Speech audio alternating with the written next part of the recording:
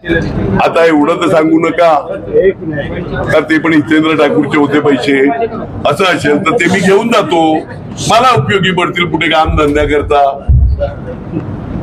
बरोबर आहे, बरोबर. बोला. एक मिनिट. आजचा रामधर्म, रामाचं नाव घेऊन तुम्ही पैसे वाटप करतात हेच तुम्ही मान देवतात का?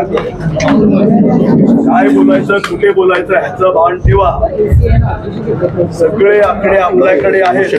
कुणी कुणी कसली कामं घेतली आहे सगळ्या डिक्लेअर करू का? नाही साहेब, डिक्लेअर करू का? सगळे उद्या डिक्लेअर करू का? दुसऱ्याकडे कॉन्ट्रॅक्टचे वगैरे करायचे का आपण? मला असं वाटतं की आज बोला ना, प्रचार करता येईल साहेब. मला बोलू दे. हे आकडे डिक्लेअर करायचे का आपण? नंतर करा. आता तुमचं बोलून घ्या, नंतर बोलून घ्या. विचारतोय, बोला. आमदार साहेब तुमचं बोलून घ्या. विचारतोय, बोला. हे आरोप झाले. अरे आता मी बोलतो. मी 10 लाख कुठे आहेत? 10 लाख कुठे आहेत?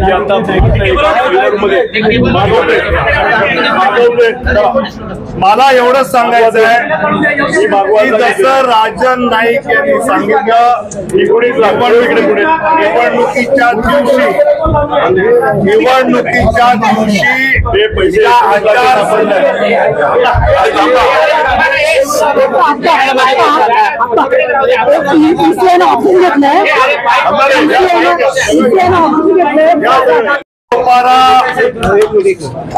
विधानसभेमध्ये जे गेले 2 तास चाललंय त्यातला अप्पा, इतर ठाकूर, क्षितिज, राजन, मी माननीय जनता मतदाराला आपलं म्हणणं सांगू. तुम्ही 4-5 प्रश्न विचारा, मग जनता त्यातला जो निर्णय घ्यायचा तो घेईल असं आम्ही सगळ्यांनी ठरवलं आणि पत्रकारांच्या समोर आम्ही आलो.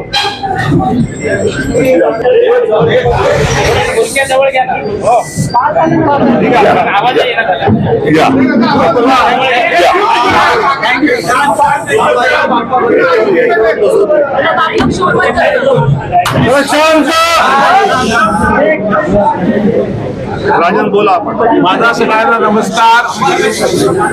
2 दिवसापूर्वी साहेबांशी माझं बोलणं झालं. काय म्हणलं की या नागपूर विधानसभेमध्ये एकही राज्याचा नेता किंवा राष्ट्रीय नेत्याचा प्रवास झाला नाही, म्हणून आपण एक 10 मिनिटासाठी आम्हाला वेळ द्यावा, कार्यकर्त्याशी संवाद साधावा, ह्यासाठी तावडे साहेबांना मी आग्रह केला. त्यामुळे तावडे साहेब आले, त्यांनी कार्यकर्त्याशी संवाद साधला की कुठल्याही प्रकारे काही करू नका, मतदाराशी संपर्क करा, मतदारांना आग्रह करा, मतदानाचा टक्का वाढला पाहिजे. लोकसभेमध्ये हा टक्का जवळजवळ 52% होता, तर आता मतदार कसं वाढेल ह्यासाठी तुम्ही प्रयत्न करा. कार्यकर्त्याला असं आवाहन करण्यासाठी तावडे साहेब आले होते. शिक्षित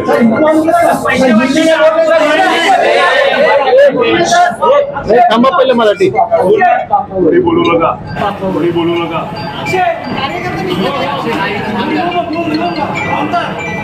तुम्ही गेले काही दिवस सुपाऱ्यामध्ये परिवर्तन वगैरे ऐकतायत. मला बोलून द्या ना. बोला साहेब. परिवर्तन वगैरे बोलतायत. खरं तर तावडे साहेब हा तुमच्या भाजपच्या नेत्यांचा अपमान करतायत. आमचं प्रतिनिधित्व वसई तालुक्याचं 2009 पर्यंत माननीय विष्णुजी सावरा जे कॅबिनेट मंत्री आणि पालकमंत्री होते, म्हणजे सुपारा प्लॅटफॉर्म असेल, एसटी डेपो वेस्टचा असेल, हा वाडा मतदारसंघात होता आणि त्याचं प्रतिनिधित्व सावरा साहेब, खासदार वनगा साहेब करत होते. वसई तालुक्याचं 20 पर्यंत 9 पर्यंत रामभाऊ नाईक जे कॅबिनेट मंत्री, रेल्वे, पेट्रोलियम वगैरे होते ते करतायत. ग्रॅज्युएट कॉन्स्टिट्युएन्सी, शिक्षक मतदारसंघ आणि स्थानिक स्वराज्य संस्थाच्या 19 वेळा इलेक्शन झाल्या. तिकडे भाजप आणि त्यांच्या मित्रपक्षाचेच 19 वेळा आमदार होते. एवढं असताना काही डेव्हलपमेंट झाली नाही असा आरोप केला. म्हणजे स्वतःच्या हे आताचे जे खासदार आहेत ते स्वतःच्या वडिलांवर आरोप करतात 30 वर्षात काही झालं नाही डेव्हलपमेंट. इतका चुकीचा मुलगा मी कधी आयुष्यात बघितला नाही. म्हणजे स्वतःच्या मुलावर हे करणं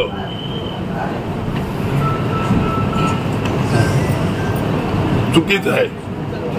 आणि माझ्यावर आरोप करणारे कोण? ज्यांचा पुतण्या, मुलगा, भाचा हे सगळे कॉन्ट्रॅक्टर आहेत. खड्डे बुंजवण्यापासून साफसफाईचं कॉन्ट्रॅक्ट आणि कागदोपत्री आहे. हे कागदोपत्री आहे. खड्डेचा उल्लेख सगळ्यात करायचा. माझ्याकडे नावं आहेत, ती नावं देतो मी सगळे. यांच्या नावावर निघालेले बिलं आहेत, सब कॉन्ट्रॅक्ट घेतलेली आहेत, हे सगळं आहेत. आणि ती मंडळी माझ्यावर आरोप करते. धन्य आहेत. मग यांनी एकदा हे पण सांगून टाकायचं काय यांनी घेतलेल्या कॉन्ट्रॅक्ट मधले काय पोचवलं माझ्याकडे, तेवढं पण एकदा स्पष्टपणे येऊन द्या. लक्षात आलं का? आज बीजेपीच्याच काही माझ्या मित्रांनी सांगितलं का तावडे साहेब माझे मित्र आहेत, क्षितिज ठाकूर त्यांना काका बोलतो, का हे पैसे वाटप. आता तावडे साहेब, राजन नाईक बोलले का कोणीही मोठा नेता आला नव्हता. पण तुम्ही थोडक्यात सांगायला पाहिजे होतं. तुम्ही का सर्व्हे मध्ये ही सीट 0 आहे आपली, त्याच्यामुळे नेते कोण आले नाही. तर तुम्हाला बोलून वेळ खर्च करायचा, पैसे खर्च करायचे. आज तुम्ही सांगतात त्या बॅगा वगैरे दाखवायच्या नाही, डायऱ्या, सगळे डायऱ्यावर 300 के 400 के म्हणजे 1000.